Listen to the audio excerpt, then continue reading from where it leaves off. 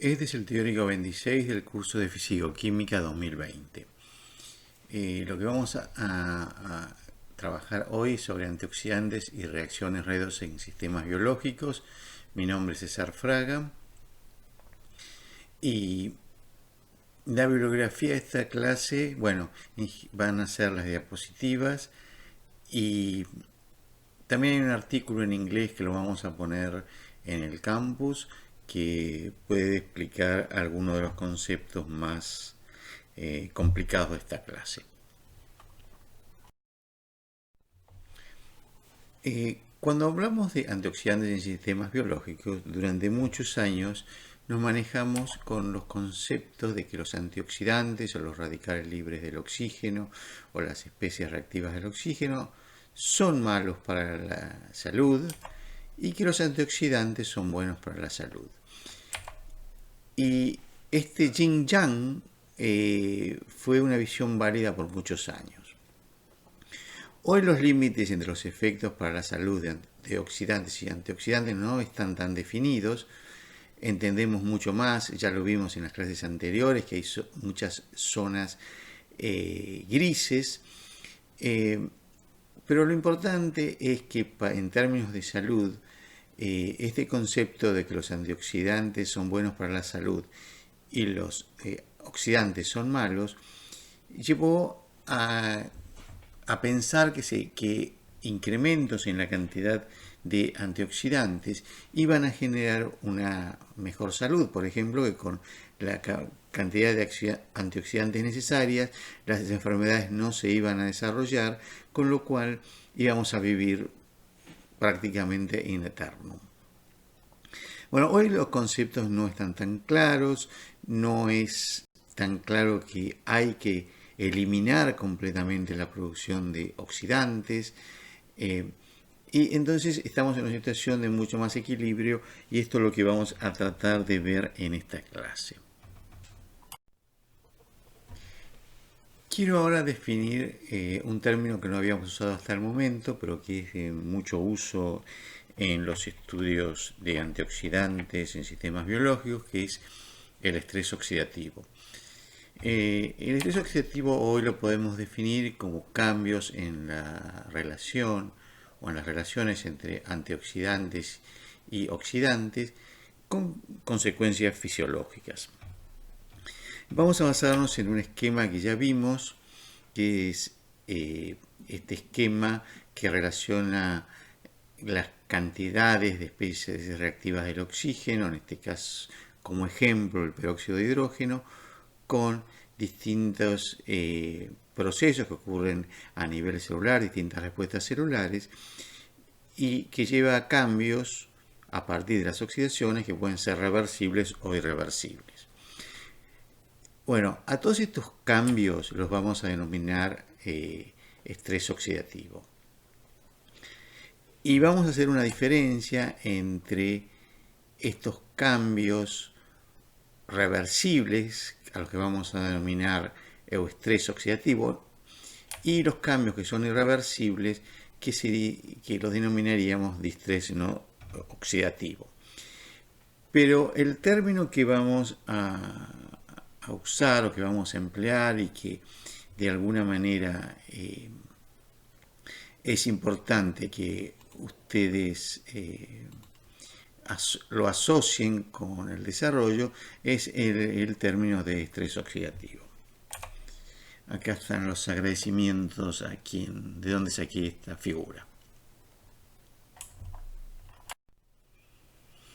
En este marco entre los conceptos pasados y los conceptos actuales y la relación entre especies reactivas del oxígeno y el desarrollo de distintas patologías, podemos decir que años atrás el concepto era que un aumento de las especies reactivas del oxígeno llevaban a distintas situaciones que permitían el desarrollo de patologías y que la provisión de antioxidantes iba a atrapar estas especies reactivas del oxígeno, impedir que se dañe el sistema biológico y que en consecuencia se produzca la condición patológica.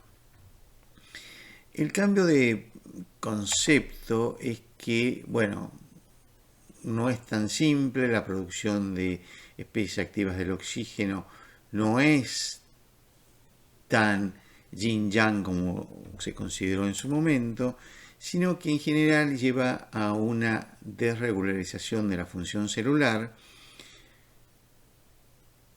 y que esto altera el señalamiento redox, lo que sería la razón por la cual se crea la situación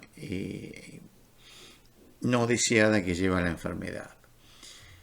Entonces acá los antioxidantes pueden actuar a dos niveles. Una es impidiendo que las especies reactivas del oxígeno generen esta desregulación, o que la desregulación de la función celular no lleve a cambios en la fisiología que permitan el desarrollo de la enfermedad. O sea, es un cambio de la acción de los antioxidantes en forma directa, simplemente atrapando radicales libres, ahora con un cambio en alterar el señalamiento de óxido-reducción dentro de las células. El siguiente concepto entonces en el que vamos a trabajar es en la señalización redox. Como ustedes habrán visto en química biológica o en biología, las células pueden reconocer señales que se generan tanto desde afuera de sus membranas como que se generan intracelularmente. Entonces, se denomina señalización los mecanismos por los que las células reciben y procesan estímulos extra e intracelulares. Los radicales libres del oxígeno, las especies reactivas del oxígeno, participan en la señalización celular. Lo pueden hacer tanto generando estímulos extracelulares como intracelulares, que pueden estar mediados por especies reactivas del oxígeno o por efectores indirectos, como puede ser la relación de NADPH, y que llevan a la respuesta celular. Por ejemplo, acá vemos como ejemplo que existe un estado de oxidorreducción, un estado en el cual el NADH adquiere un potencial de reducción que es distinto si estamos hablando en el citosol o en la mitocondria. Lo mismo sucede para el NADPH. O sea, en ambos casos, el balance entre el NADH reducido y el NADH oxidado, o el NADPH reducido y el NADPH oxidado, pueden ser cambiados cuando cambia el estado de óxido de reducción de las células, y eso lleva a cambios en la respuesta celular.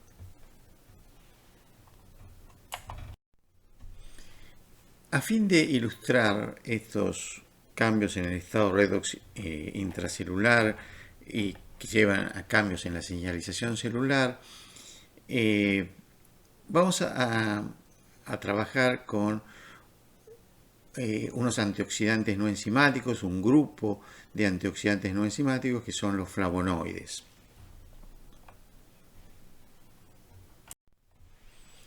Y vamos a estudiar los flavonoides como moduladores del cambio redox y daño celular. Comencemos por algo muy fenomenológico, que es algo que es de conocimiento popular, que es que el consumo de frutas y vegetales es beneficioso para la salud. Dentro de este concepto, nuestro grupo de investigación y muchos grupos de investigación en el mundo consideran que los flavonoides o los polifenoles podrían explicar los beneficios provistos por el consumo de frutas y vegetales. Ahora bien, comencemos por definir qué son los polifenoles. Los polifenoles en general son compuestos presentes en plantas, no son sintetizados. Los organismos, los animales no sintetizan polifenoles, o sea que todos los polifenoles que pueden estar presentes en los tejidos humanos son de origen vegetal y son obtenidos tanto por los humanos como por los animales a través de la dieta. Como dije, son metabolitos secundarios de plantas y se denominan polifenoles porque tienen grupos hidroxilos unidos al anillo bencénico, lo que define un fenol, y normalmente pueden tener más de un grupo hidroxilo unido a un anillo bencénico o más de un grupo fenólico. Esta posibilidad de tener un grupo hidroxilo disponible hace que, como definimos para cualquier antioxidante no enzimático, pueda cumplir esa función de atrapar radicales libres. Entonces, sería muy simple decir, bueno, los polifenoles dietarios son buenos antioxidantes y van a mejorar la salud. Pero la situación no es tan simple porque, bueno, cuando hablamos de polifenoles de origen vegetal, estamos hablando de más de 8.000 compuestos. Entonces la primera pregunta, ¿son todos iguales? Cuando vemos acá, vemos que los polifenoles pueden ser clasificados en distintos grupos y la complejidad y la estructura química de las moléculas son completamente diferentes cuando hablamos de ácido cafeico, que es un anillo bencénico con dos hidroxilos y una cadena, cuando hablamos de flavonoides, como por ejemplo la epicatequina, de la cual vamos a hablar bastante, que es un flavonoide que define 3 anillos, 2 anillos fenólicos, o el resveratrol, que ustedes lo habrán escuchado, que es un estilbeno que está presente en el vino, o los lignanos, que son polímeros de muchos de estos flavonoides o polifenoles, o sea que tienen estructuras muy complejas. O sea, cuando hablamos de polifenoles estamos hablando de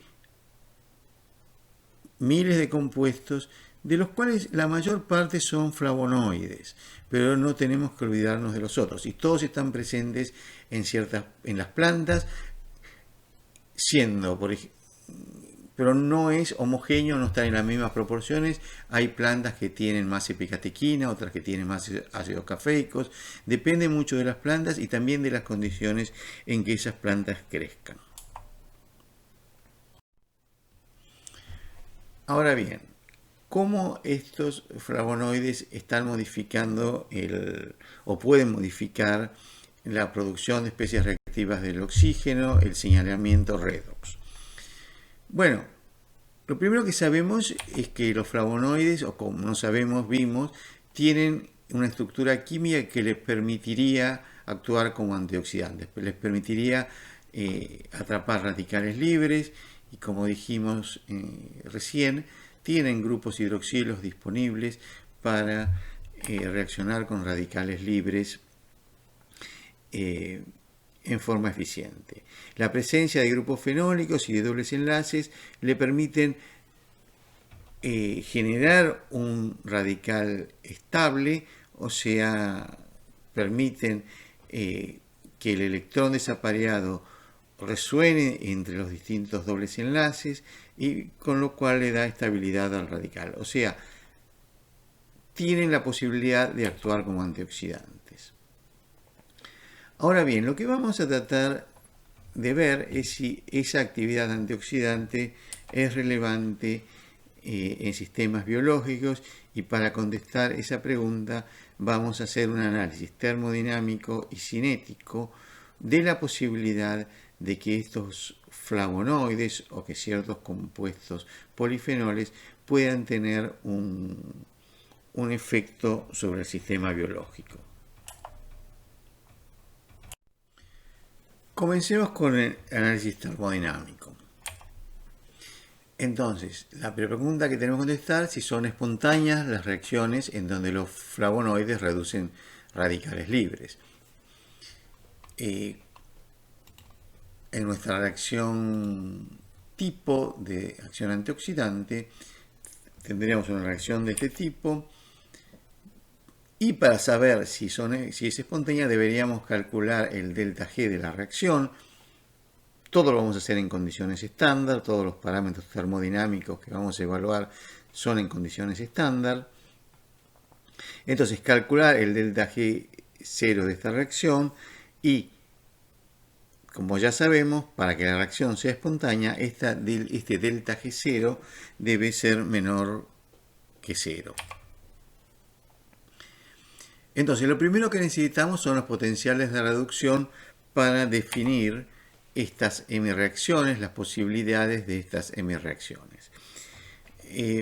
Si nosotros vamos a las tablas y buscamos el potencial de reducción de muchos flavonoides, acá vamos a usar el de la epicatequina simplemente como ejemplo, tiene un potencial de reducción de menos 570 milivolts. El potencial de reducción de un radical peroxilo es de alrededor de 1000 milivolts, con lo cual el cambio que se produce cuando llevo a cabo esta reacción sería un delta E positivo con un valor de 430 milivolts. Entonces, si ese delta E, ustedes se acuerdan, lo podemos transformar en delta G. Entonces, un delta E positivo va a dar un delta G negativo por esta relación de Nernst. O sea, cambiamos de signo.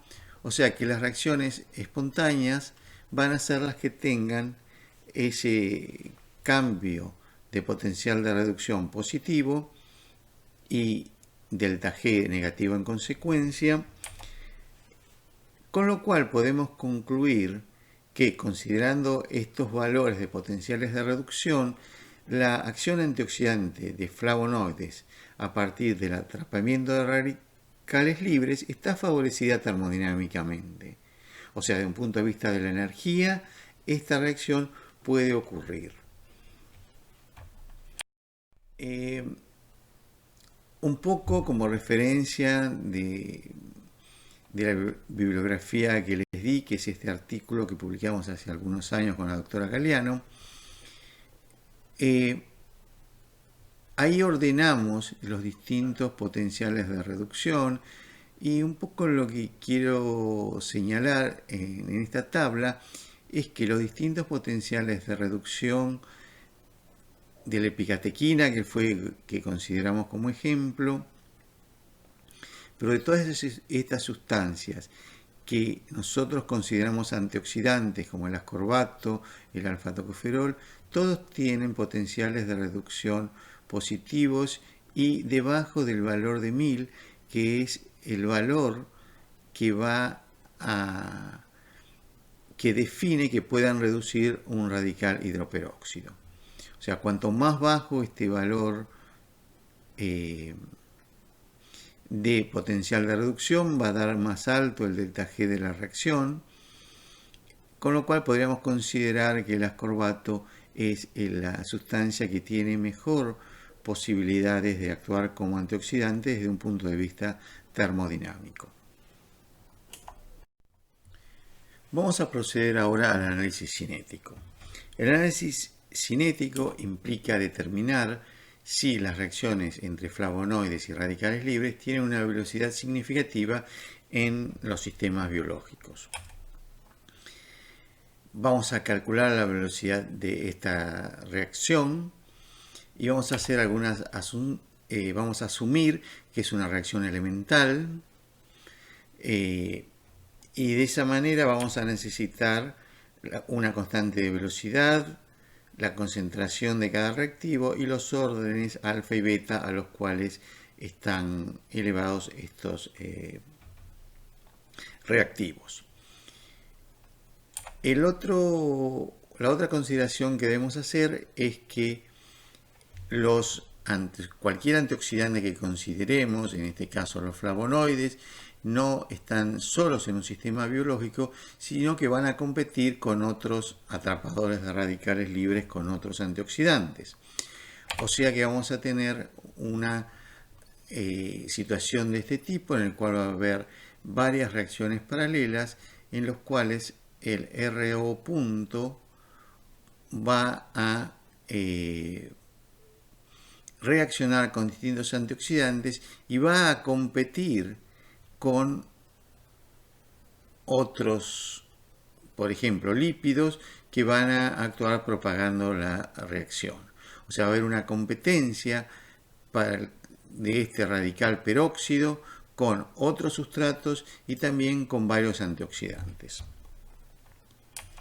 Esto va a generar, ¿se acuerdan ustedes?, un gráfico de este tipo en el cual nosotros vamos a tener que la concentración del radical en cuestión va a tener que disminuir con el tiempo, va a aumentar un poco la del radical que propaga la reacción, pero la más importante va a ser la disminución o la disminución de la concentración del antioxidante, o sea, el aumento del radical libre, del antioxidante, del flavonoide en este caso.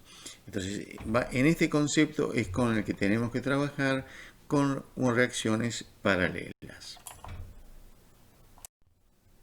Como apoyo de las reacciones paralelas, del concepto de reacciones paralelas, quería recordarles lo que habíamos visto en la clase anterior acerca de los distintos antioxidantes compitiendo o colaborando en los sistemas biológicos, o sea, participando de reacciones en forma simultánea y en forma coordinada.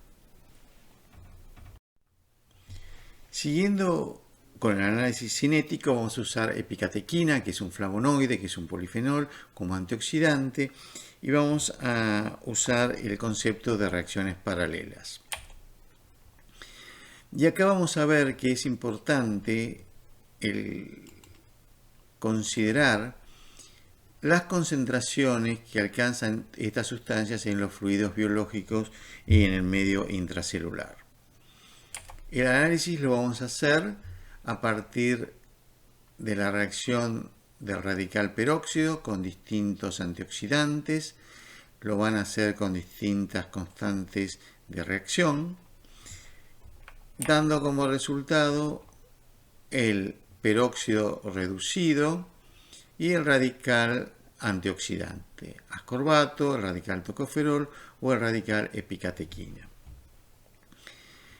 Los datos cinéticos que tenemos para estas reacciones son a partir de las constantes de reacción y de las concentraciones, por ejemplo, en este caso en plasma humano, ascorbato es 50 micromolar, alfa-tocoferol es 28 micromolar y epicatequina es 0,3 micromolar. O sea, a partir de estas concentraciones, nosotros obtenemos que la velocidad relativa de estas, dividiendo por la concentración de radical peróxido, que sabemos que va a ser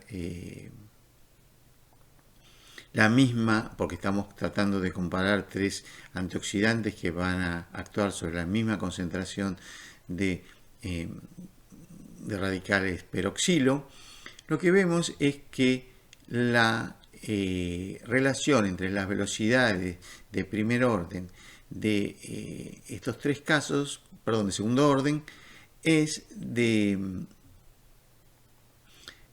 50, 28 y 2, o sea que la velocidad de reacción de la epicatequina va a ser muy baja con respecto a las del ácido ascórbico o lo de la vitamina E, con lo cual su significancia en el plasma o en otros sistemas biológicos en los cuales la situación es muy similar, está desfavorecida. O sea que de alguna manera la velocidad de las distintas velocidades de reacción van a estar manejadas por la concentración de los flavonoides y de los otros antioxidantes. Con lo cual podemos concluir que la acción antioxidante de los flavonoides no está cinéticamente favorecida en la mayor parte de los compartimentos biológicos. Ahora bien, tanto la epicatequina como flavonoides y otros polifenoles actúan como antioxidantes en vivo. O sea, modifican marcadores de estrés oxidativo, modifican estado redox intracelular en distintos, tanto en estudios experimentales en animales como en algunos estudios en humanos. Entonces, ¿cómo es que están actuando si sería imposible que tengan una acción antioxidante directa?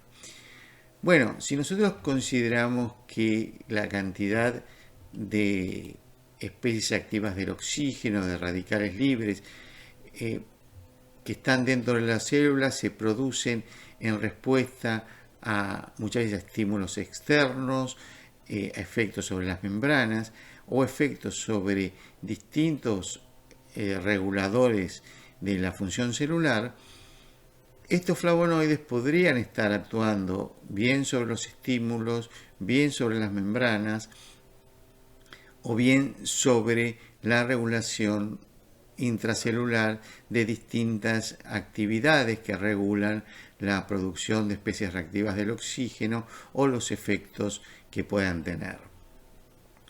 Y se ha demostrado que esos efectos son posibles. Por supuesto, hay sistemas en los cuales está más estudiado o mejor estudiado, mejor determinado, pero esos efectos denominados indirectos, o sea que disminuye el estímulo, disminuye la posibilidad de ordenamiento dentro de las membranas o disminuye distintos reguladores de la producción de radicales libres o especies activas del oxígeno dentro de la célula, serían los mecanismos a partir de los cuales ciertos flavonoides o ciertos polifenoles podrían tener un efecto antioxidante.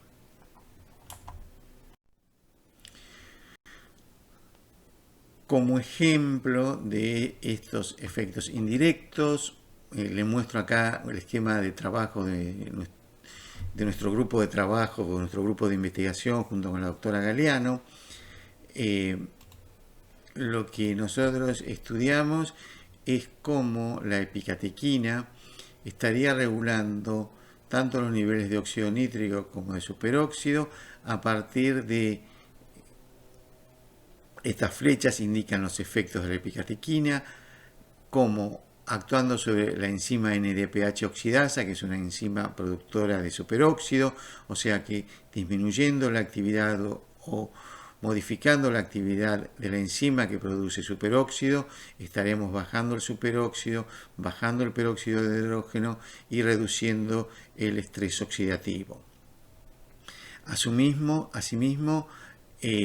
el efecto de la epicatequina sobre la enzima que produce óxido nítrico estaría teniendo un efecto activador, o sea, estaríamos produciendo más óxido nítrico, lo cual llevaría, por ejemplo, en el caso de estudios de la presión arterial, a disminuir la presión arterial, y eso lo hace a través de mecanismos intracelulares que disminuyen la fosforilación de la enzima, lo que aumenta la fosforilación de la enzima, que también aumenta su actividad, o disminuye la disponibilidad de la caveolina, que es un agente que activa la actividad de la o desactiva la actividad de la enzimas productoras de óxido nítrico, y la epicatequina disminuye la disponibilidad de esta caveolina. O sea, distintos mecanismos no directos, no solo de atrapamiento de anión superóxido o de peroxinitrito o de H2O2, sino regular la producción serían los efectos de la epicatequina sobre los sistemas biológicos, lo cual tiene un efecto sobre la fisiología de ese sistema biológico. Bueno, para ir concluyendo, y quizá un poco, esta diapositiva está un poco fuera de la fisicoquímica, pero le cuento, como le conté la historia de los antioxidantes en términos de su efecto sobre la fisiología y la salud, les cuento un poco cómo está hoy, en el año 2020, la investigación sobre estos temas. Hay una gran cantidad de sustancias que pueden atrapar radicales libres. Y eso ha llevado a que haya quizá 200.000 publicaciones sobre actividad antioxidante de distintas sustancias, en distintas condiciones, afectando distintas enfermedades. Ahora, esos efectos que muchas veces se ven en vivo, también se ven en vitro, también se ven en vivo.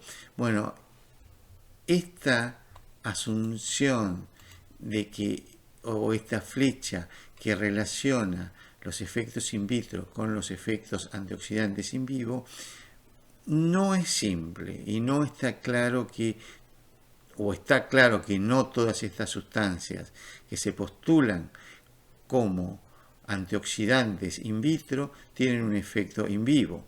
El próximo paso es decir, algo que tiene un efecto antioxidante in vivo, o sea, que disminuye de alguna manera la oxidación de ciertos componentes celulares, ¿tiene un beneficio para la salud? Bueno, también eso está poco claro. O sea, conceptualmente, en la teoría, todas estas relaciones son lineales, pero en la práctica hoy en día no son tan lineales y no toda sustancia que va a atrapar radicales libres va a tener un efecto antioxidante in vivo y no toda sustancia que tiene un efecto antioxidante in vivo genera un beneficio para la salud. Entonces, a partir de esto, ¿qué hoy podemos decir de esta relación de antioxidantes? Bueno, podemos decir que sí es claro que un aumento de muchas sustancias que tienen propiedades antioxidantes protegerían al organismo de enfermedades crónicas y metabólicas, sin decir que lo hacen porque tienen una función antioxidante, sino simplemente decir que generan efectos beneficiosos sobre la salud. ¿Qué es lo que está en duda o qué es lo que no está claro? Los mecanismos moleculares. Por supuesto, hoy sabemos mucho más que hace 30 años, pero también vemos que las situaciones son más complejas. ¿Y por qué necesitamos los mecanismos moleculares? Bueno, necesitamos los mecanismos moleculares para establecer dosis, para establecer toxicidad, para determinar si cualquier antioxidante es lo mismo o si yo tengo que aumentar la cantidad de este antioxidante en ciertas condiciones, para ciertas enfermedades, etcétera, etcétera. O sea, yo tengo que entender finalmente los mecanismos moleculares para establecer dosis, toxicidad y otras condiciones que permitan establecer la relevancia para la salud. Por ejemplo, decimos que comer más frutas y vegetales es bueno para la salud. Bueno, tenemos que determinar qué frutas y vegetales son mejores para la salud, si es lo mismo comer una papa que comer un coliflor, o si la cantidad o dos papas van a ser equivalentes a una manzana, etcétera, etcétera. O sea, entender cómo estos compuestos ejercen una protección antioxidante y si la dieta es suficiente o tengo que suplementarlos y cuál es el mejor. Bueno, para todo eso necesito conocer los mecanismos. Y es en lo que se está trabajando hoy en la actualidad y se va avanzando despacio, pero en forma continua. Bueno, avanzando hacia el final de la clase, les voy a hablar sobre glutatión. que era una promesa que venía haciendo en las clases anteriores. El glutatión es un tripéptido que es estable, se sintetiza, los animales lo sintetizan, pero también pueden incorporarlo a partir de la dieta, ya que es estable. Y lo importante del glutatión en términos de radicales libres o especies activas del oxígeno es la presencia de una cisteína, del aminoácido cisteína, que tiene un grupo sulfidrilo que hace que el glutatión sea el tiol no proteico más importante presente en las células animales. En algunas células llega, o en la mayor parte de las células llegan a tener una concentración milimolar, lo que es muy alto, es comparable con la concentración de glucosa dentro de la célula. El glutatión, como vimos, tiene funciones antioxidantes, pero también tiene funciones citoprotectoras en las células. Es crítico en el mantenimiento del balance de óxido de reducción a partir de la presencia de este grupo sulfidrilo que le permite que pueda oxidarse y reducirse reversiblemente. En las células el glutatión puede incrementar en situaciones de estrés, no solo de estrés oxidativo, sino en otros tipos de estrés, y ese aumento del glutatión disminuye cuando la situación es controlada. O sea, las células responden ante diferentes estímulos regulando la presencia de glutatión.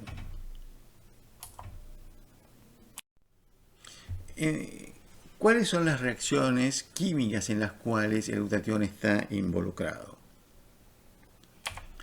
Bueno, una vimos es el atrapamiento de radicales libres, que es una reacción no catalizada, sin catalizador. El glutatión de por sí puede reaccionar con radicales libres, generando su propio radical que luego se va a dimerizar. Si ustedes se fijan en esta reacción no es muy eficiente, no procede a una velocidad muy alta, pero como la concentración, o sea, no tiene una constante de velocidad muy alta, pero como la concentración de glutatión es alta, puede ser una reacción de significancia biológica. La otra son las reacciones catalizadas por las enzimas glutatión peroxidasa, donde actúa como cofactor para reducir peróxidos, tanto peróxidos orgánicos como peróxido de hidrógeno. Un tercer grupo de reacciones es una vez que está oxidado, a partir de la acción de la glutatión reductasa, se reduce a glutatión reducido, de alguna manera restituyendo la capacidad de reducción de los sistemas biológicos.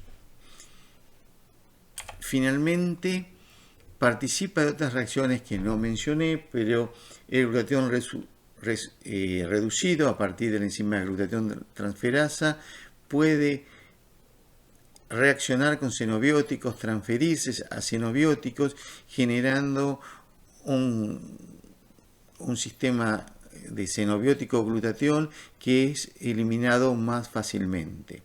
O sea, esta enzima que se denomina glutatión transferasa lo que hace facilita la excreción desde el organismo de distintos xenobióticos. O sea, una cantidad de reacciones químicas en las cuales el glutatión está involucrado a partir de su grupo sulfidrilo.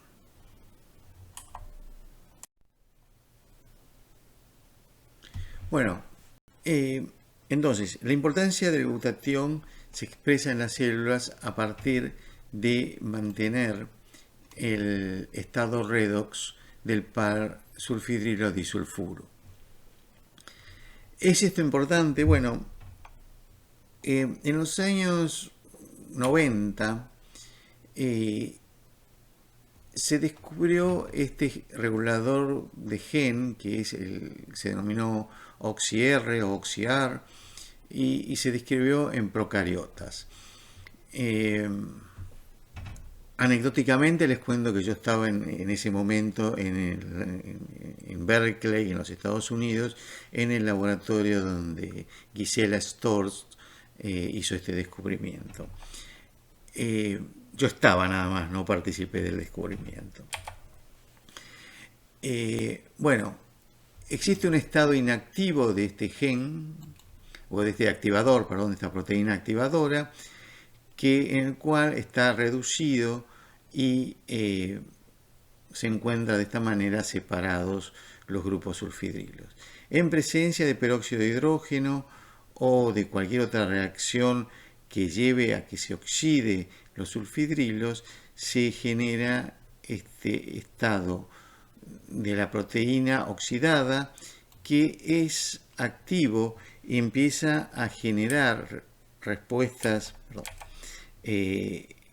induciendo la expresión de genes involucrados en las defensas antioxidantes. O sea, la célula reconoce un insulto oxidante generando defensas antioxidantes, por ejemplo, genes que regulan la manganeso superóxido dismutasa, la catalasa y otras enzimas relacionadas con el metabolismo de especies reactivas del oxígeno. Pero esto se observó en procariotas hasta que varios años más tarde se descubrió otra molécula que se denomina NRF2 en eucariotas, que tiene una función relativamente similar y una respuesta también similar. Acá lo que vemos está un poco más chico, es que existe un complejo de proteínas que son la KEP1, la NRF2, que en estado reducido están en el citosol, pero cuando hay una situación de estrés oxidativo se produce se produce la oxidación de los grupos sulfidrilos. Este KEAP1 se separa, deja el NRF2 y hace que este NRF2 se fosforile, lo cual se transfiere al núcleo y dispara una serie de respuestas o genes ARE, que son Antioxidant Response Elements, que generan la síntesis de enzimas involucradas en la utilización de glutatión, en la detoxificación de quinonas, en la producción de glutatión, en la producción de NDPH, etc. Todas condiciones relacionadas con una disminución del estrés oxidativo. O sea que las células eucariotas también responden a partir de la oxidación de estos grupos sulfidrilos, responden sintetizando nuevas defensas antioxidantes.